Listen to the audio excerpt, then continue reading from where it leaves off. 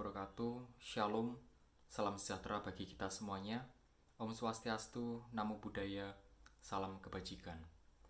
Perkenalkan, nama saya Ardian Bayu Prakoso Winusadewo, mahasiswa PPG Prajabatan Gelombang 2 tahun 2022. Di mana saat ini saya menempuh pembelajaran PPG Prajabatan di Universitas Veteran Bangun Nusantara. Perkenankan saya pada kesempatan ini untuk mempresentasikan mengenai seminar pendidikan profesi guru di semester 2 tahun 2023 dengan dosen pembimbing Dr. Singgih Subiantoro MPD. Namun sebelum kita berlanjut pada topik yang ingin saya angkat dalam seminar pendidikan profesi guru, di sini saya ingin menyampaikan kutipan yang saya ambil dan saya dapat belajar banyak dari kutipan ini. Kutipan yang berasal dari Aristoteles, seorang tokoh filsuf terkenal pada zamannya. Begitu pula pada saat ini pun. Kutipan itu berbunyi, siapapun bisa marah. Marah itu mudah. Tetapi marah pada orang yang tepat, dengan kadar yang sesuai, pada waktu yang tepat, demi tujuan yang benar, dan dengan cara yang baik, bukanlah hal mudah. Dari kutipan itu, saya berinisiatif untuk mengangkat sebuah topik yang mungkin berkesinambungan dengan kutipan ini.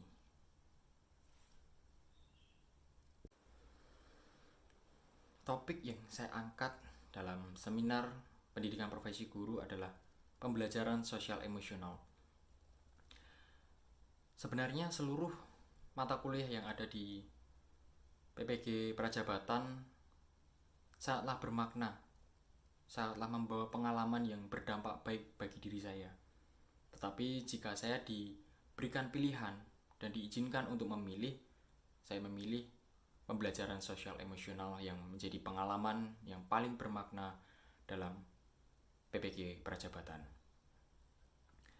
Bagi saya, guru dan peserta didik memahami pentingnya pembelajaran sosial emosional dalam pengembangan keterampilan sosial, dalam pengembangan keterampilan emosional dan akademik.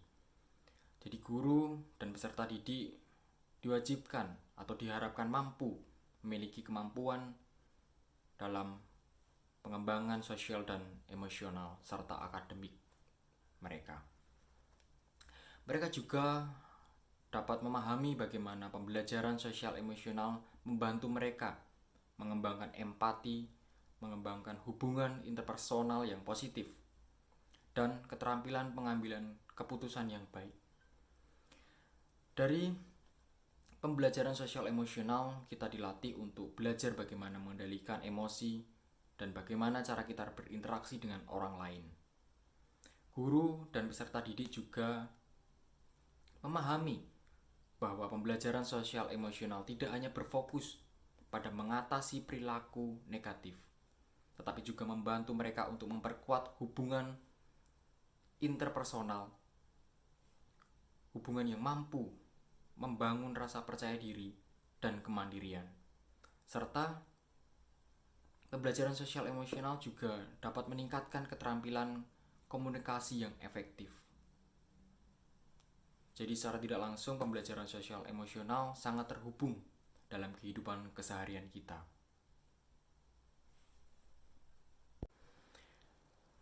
Lebih terkerucut lagi, di pembelajaran sosial emosional saya mengambil salah satu topik yang cukup menarik bagi saya pribadi, yaitu mengenai experiential learning.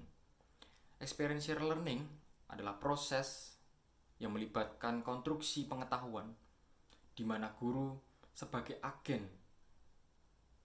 yang harus dan juga bisa mendorong kreativitas peserta didik. Di sini guru juga harus bisa memberikan materi sesuai dengan tuntutan zaman.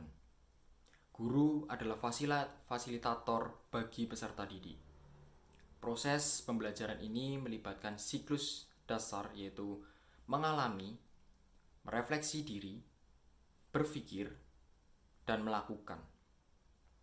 Jadi hal-hal yang bisa dilakukan guru kepada peserta didik dapat mengalami peristiwa secara langsung, lalu dapat merefleksi diri mereka ketika mengalami atau melakukan, merasakan pengalaman itu, lalu berpikir bagaimana proses terjadinya interaksi dan lain sebagainya, lalu melakukan, menindaklanjuti hasil pembelajaran sesuai dengan kaidah-kaidah dan norma yang berlaku.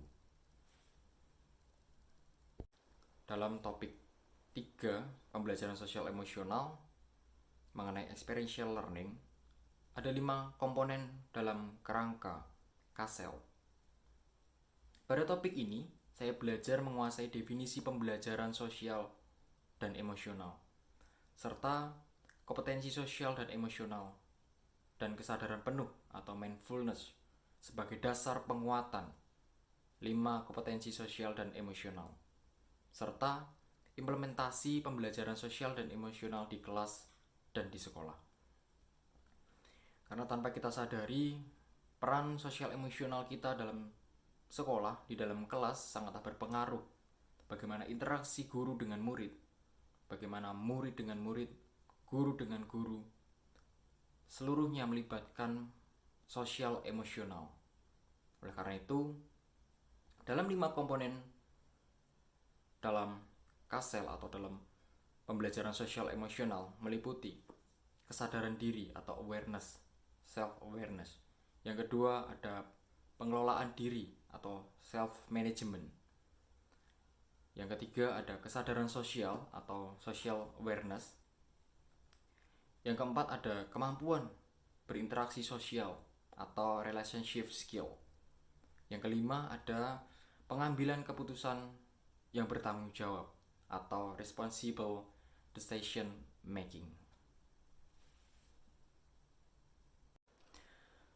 Sebelum memasuki komponen yang pertama, menurut Daniel Goleman, 99% kehidupan kita itu diatur atau dikendalikan oleh emosi, bukan rasional kita. Oleh itu, komponen yang pertama yaitu self-awareness, yaitu kesadaran diri. Kesadaran diri adalah kemampuan untuk memahami perasaan, emosi, nilai-nilai diri, dan bagaimana pengaruhnya pada perilaku diri sendiri dalam berbagai situasi dan konteks kehidupan. Di sini yang dikatakan Daniel Goleman sangatlah tepat, bahwa di dalam kehidupan kita 99% itu dikendalikan oleh emosi kita. Baik itu emosi marah, cinta, dan lain sebagainya. Oleh karena itu, dalam kesadaran diri sangatlah penting bagi kita untuk memahami bagaimana perasaan kita, bagaimana emosi kita, dan bagaimana nilai-nilai yang ada di dalam diri kita. Sehingga ketika kita memahami itu, ketika kita memiliki kecerdasan emosional yang baik, kita dapat berperilaku di dalam situasi dan dimanapun konteks kehidupan. Kita dapat menempatkan diri dengan baik dan dapat mengendalikan emosi kita dengan baik. Dalam hal kecerdasan emosional, ternyata semakin cerdas kita secara emosional, ternyata membuat hidup kita lebih berkualitas. Karena semakin cerdas kita, semakin cerdas emosional kita, maka semakin bahagia kita.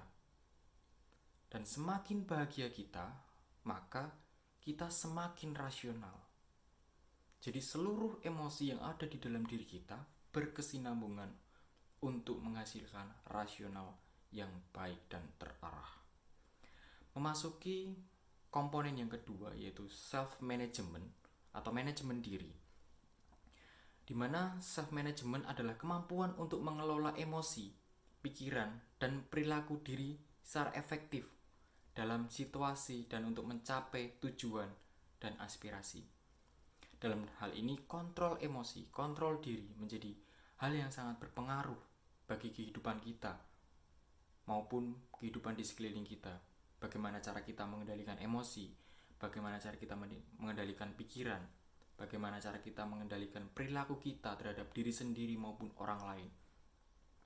Hal itu membuat kita secara efektif dalam menyikapi situasi dan kondisi kita di berbagai hal. Dalam hal ini, ketika kita mampu mengendalikan semuanya, ketika kita mampu manajemen diri kita, manajemen emosi kita dengan baik, kita dapat mencapai tujuan dan aspirasi kita secara baik dan terarah. Untuk komponen yang ketiga, yaitu kesadaran sosial atau social awareness. Social awareness atau kesadaran sosial adalah kemampuan untuk memahami sudut pandang dan dapat berempati dengan orang lain, termasuk mereka yang berasal dari latar belakang yang berbeda-beda. Tentu, hal ini sangat penting dan dibutuhkan oleh guru maupun peserta didik. Karena di mana kita berada, tentu banyak perbedaan yang ada di sekitar kita. Contoh, sebagai guru, tentu banyak peserta didik kita yang berlatar belakang berbeda dengan kita, baik dari suku, ras, maupun agama.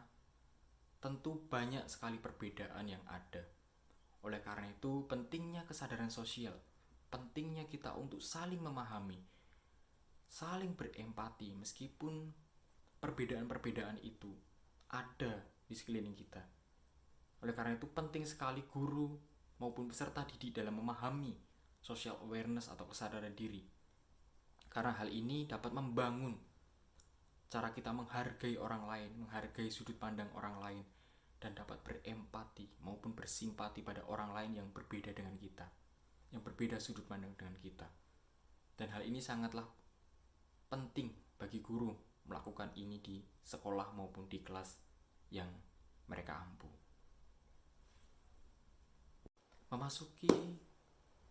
Memasuki komponen yang keempat, yaitu relationship skill, keterampilan sosial. Keterampilan sosial yaitu membangun dan mempertahankan hubungan-hubungan yang sehat dan suportif. Jadi bagaimana cara kita membangun dan mempertahankan hubungan-hubungan kita secara sehat dan suportif dengan orang lain. Hal ini tentu penting bagi guru dan peserta didik. Bagaimana guru membangun hubungan yang baik dengan peserta didik, bagaimana guru membangun hubungan yang baik dengan guru yang lain, bagaimana peserta didik membangun hubungan yang baik dengan peserta didik yang lain. Oleh karena itu, kita harus pandai-pandai dan pintar dalam membangun sebuah hubungan yang sehat. Tentu ketika kita bergaul, ketika kita berinteraksi dengan orang lain, ada hal-hal yang menjadi penghambat kita atau membuat hubungan itu menjadi hubungan yang tidak sehat. Nah, disinilah peran kita untuk dapat menciptakan sebuah hubungan yang sehat dan suportif. Untuk komponen yang kelima, menjadi komponen yang terakhir dalam pembahasan topik 3 mengenai experiential learning, yaitu responsible decision making atau pengambilan keputusan yang bertanggung jawab. Pengambilan keputusan yang bertanggung jawab adalah kemampuan mengambil pilihan-pilihan yang membangun berdasarkan kepedulian dan perilaku untuk mencapai kesejahteraan psikologis atau well-being.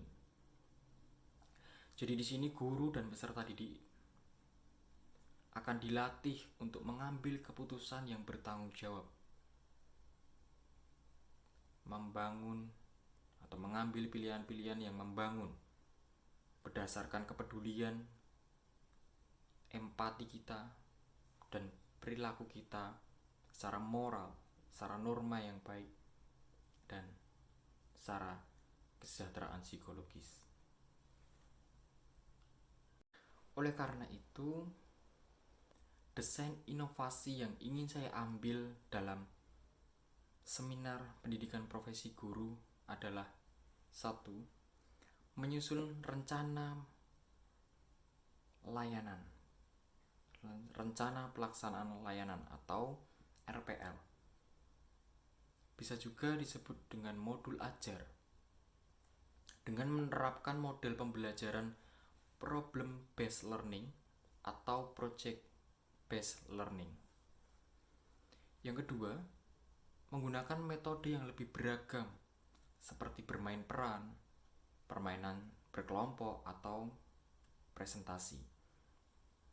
Yang ketiga, memaksimalkan perangkat digital yang tersedia di sekolah maupun yang tersedia di sosial media untuk membangkitkan penggunaan perangkat pembelajaran. 4. Mengintegrasikan materi pembelajaran dengan pengalaman sehari-hari. Dengan menggunakan atau menerapkan model pembelajaran problem based learning ataupun project based learning, seorang guru dapat mendiskusikan atau melihat sudut pandang, dapat melatih peserta didik untuk dapat berani berpendapat, berani berbicara tanpa kita salahkan atau tanpa kita paksa dan lain sebagainya. Jadi mereka dapat secara terbuka, secara percaya diri menyampaikan pendapatnya mengenai suatu topik obrolan, suatu topik diskusi yang terjadi. Yang kedua, menggunakan metode yang lebih beragam seperti bermain peran, permainan kelompok, ataupun presentasi. Dalam keBKAN sendiri ada teknik role play. Hal ini bisa kita terapkan untuk membentuk karakter anak sesuai dengan pembelajaran yang ingin kita berikan kepada mereka. Mengenai sosial emosional, bagaimana nanti seorang peserta didik dapat memerankan peran masing-masing dan melakukan atau menerapkan sosial emosional mereka secara terbuka, secara menyenangkan dengan bermain peran.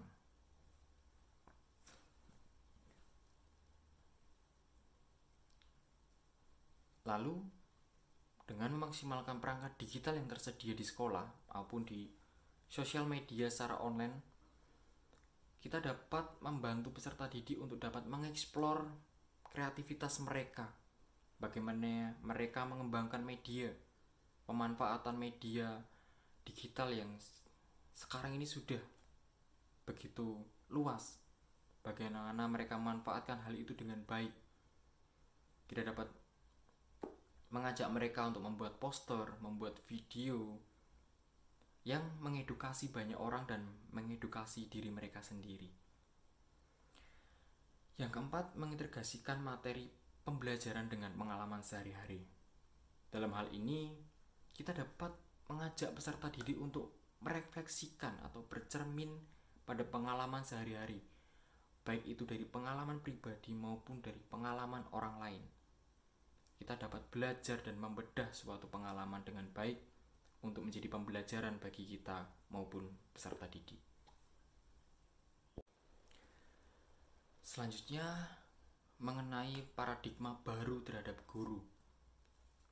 Pada dasarnya, profesionalitas guru dalam pembelajaran paradigma baru adalah bagaimana guru bisa memahami konsep dan prinsip pembelajaran yang berpihak pada peserta didik. Dalam hal ini, guru yang profesional harus mampu merancang dan juga melaksanakan pembelajaran dengan menggunakan prinsip-prinsip yang mana bisa memfasilitasi kebutuhan peserta didik yang beragam. Jadi di sini peran seorang guru yang profesional ada sebagai fasilitator yang mampu merancang dan melaksanakan pembelajaran sesuai dengan kebutuhan peserta didik.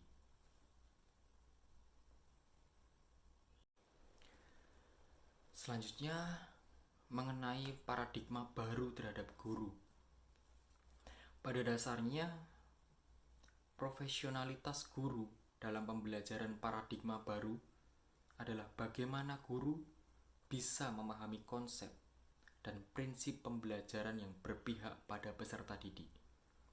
Dalam hal ini, guru yang profesional harus mampu merancang dan juga melaksanakan pembelajaran dengan menggunakan prinsip-prinsip yang mana bisa memfasilitasi kebutuhan peserta didik yang beragam.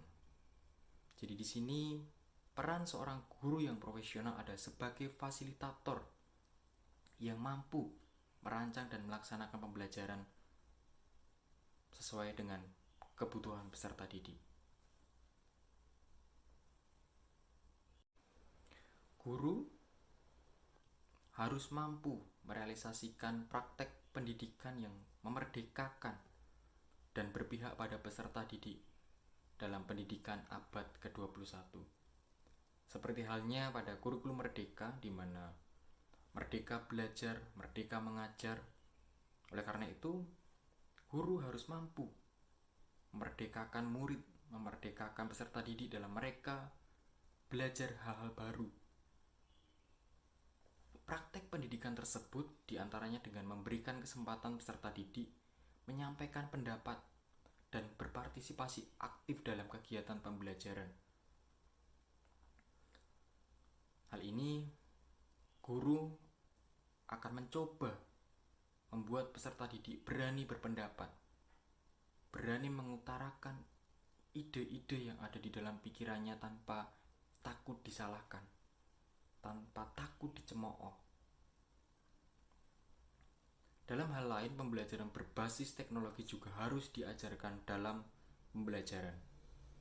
Hal ini akan berguna bagi kreativitas dan inovasi peserta didik, supaya tersalurkan, supaya bakat-bakat dan minat mereka dapat terarahkan secara baik